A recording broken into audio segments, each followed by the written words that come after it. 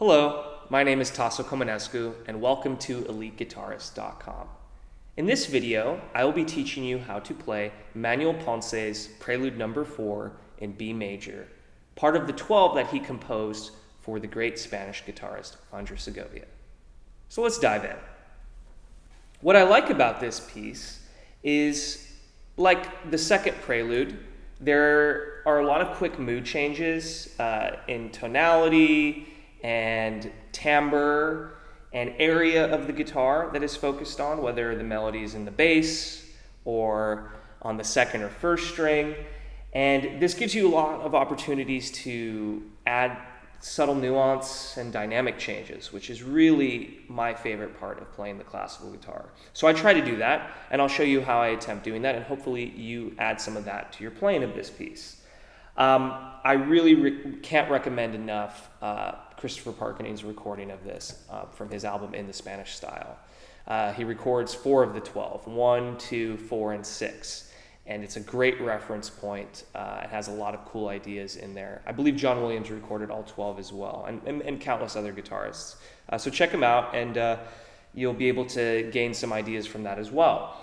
The tempo for this piece is vivo, and you want to think, even though it's in 3/8, 1, 2, 3, 1, 2, 3, I like to think of it as just one dotted quarter note per measure. So tut, tut, tut, tut.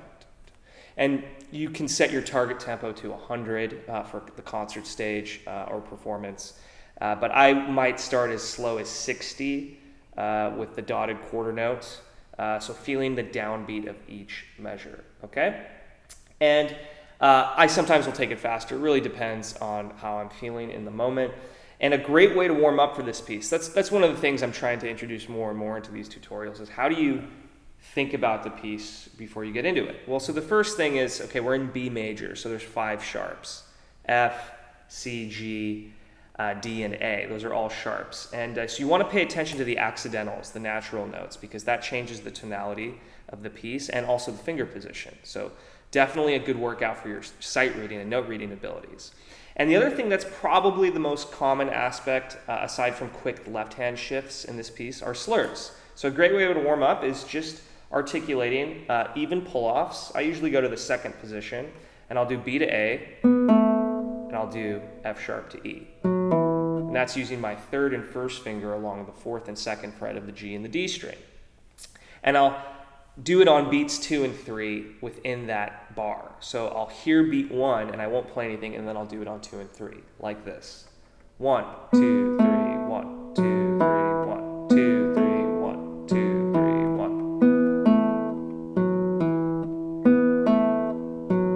1. Notice how I have this left position, but again, my fingers are sort of parallel to the strings, right? Not at an angle like this, but straight on. And you want to get that snap sound.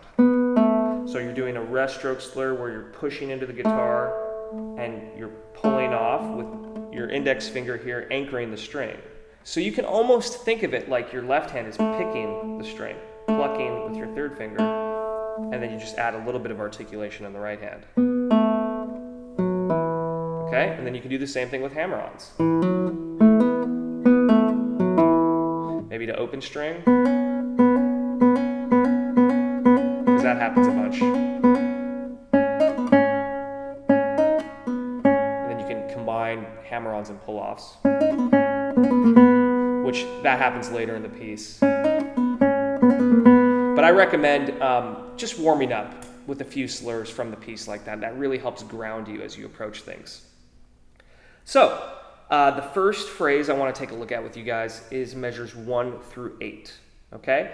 So, you want to roll the first chord, okay? And there are a couple times, like in bar 3, for instance, where you're going to have to rake through 2 bass notes with your thumb. And when I do that, you'll see I kind of move my wrist a little over the guitar. So instead of back here, I move it over to allow my thumb to have almost a 45-degree angle the other way to get through the string. That's a rest stroke, double thumb right there.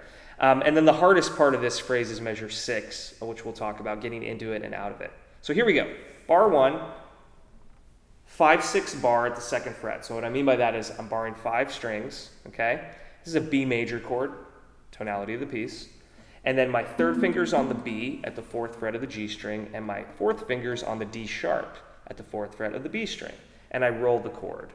I really like to roll that first chord and then put my thumb on the 4th string afterwards, because you're going to need it there in bar 2. And already, right from the get-go, you have those 2 slurs. So if you've been warming up with them, you're like, oh, I got this. So that's the key there. And on beat 2, you're plucking the B with your index finger, and then beat 3, you're pulling off with your 3rd finger into the bar, which is the A. So 1, 2, 3, all open strings, G, B, E on beat 1 of measure 2, and then F sharp to E, pull off using your thumb on the right hand, 4th fret to 2nd fret, 3rd to 1st finger. Measures 1 and 2. Then take your 1st finger, go down a fret to the D sharp, add your 2nd finger on the B, 2nd fret of the A string, rake with the thumb, so lean that wrist forward, which you're doing during the slur, buys you time to really kind of drive in. And I anchor I, M, and A on the treble strings there. It's kind of a cool sound, major 3rd in case you're wondering. Find the sweet spot on your guitar and then slide up to the E at the 2nd fret with your index finger and release the bass note on beat 2, and then F sharp again on beat 3, which is going to hold over into bar 4, and then you add the B with your 1st finger and rebar at the 2nd fret of the A string. And that's bar 4. B, G natural, already the tonality has shifted, okay? G natural with your 4th finger at the 5th fret of the D string, and then the A afterwards is a part of the bar, and you play that with your index finger. And I like to actually let go of my 4th finger there, because I want to hear the clear melody. If you leave it down, you get this campanella sound, which if you're trying to do that, that's cool, but at least in my case, I'm not trying to do that, and it's not cool. So, monitor where your melody is going. So, bars 1 through 4, slowly. And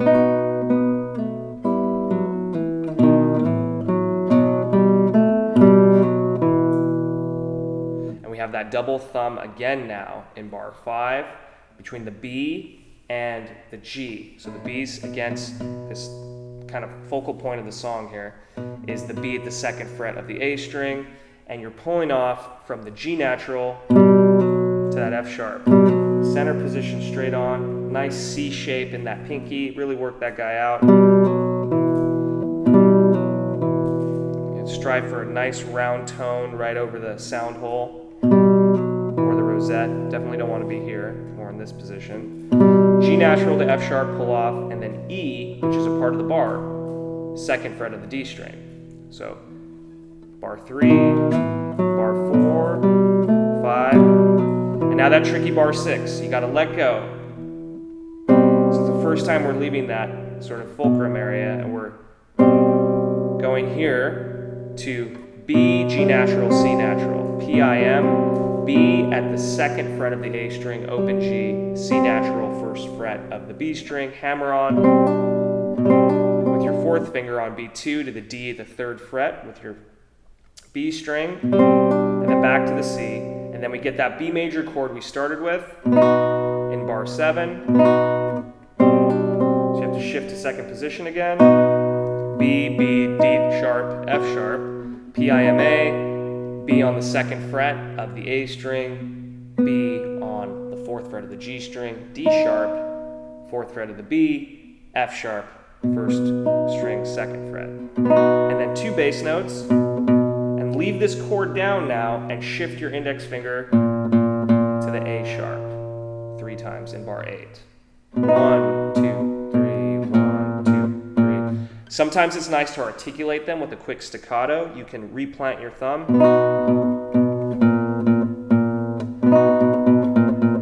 Dut, dut, dut, dut. da, da. Sometimes I play them legato. Really depends on how fast you're going. I believe Parkening articulates them more in his recording. So, real quick, in bars 1 through 8, which is the first chunk of this piece, bar 6 is the toughest in my opinion. So you want to isolate that shift. So notice how I'm in center position here with the left hand, and then I shift to left position, and then I go back. And I'm not staying straight on here in 7. My hand is almost at an angle off the left-hand side of the finger pads, which is conducive to getting back into that chord. Because if you try to come back to a center position like this, it's going to take some time, and you also might get a buzz. So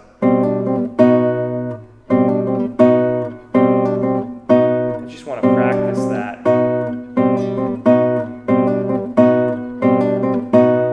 Sounds like a Star Wars lick. And that's the trickiest part of bars 1 through 8. So let's do that whole section now slowly. And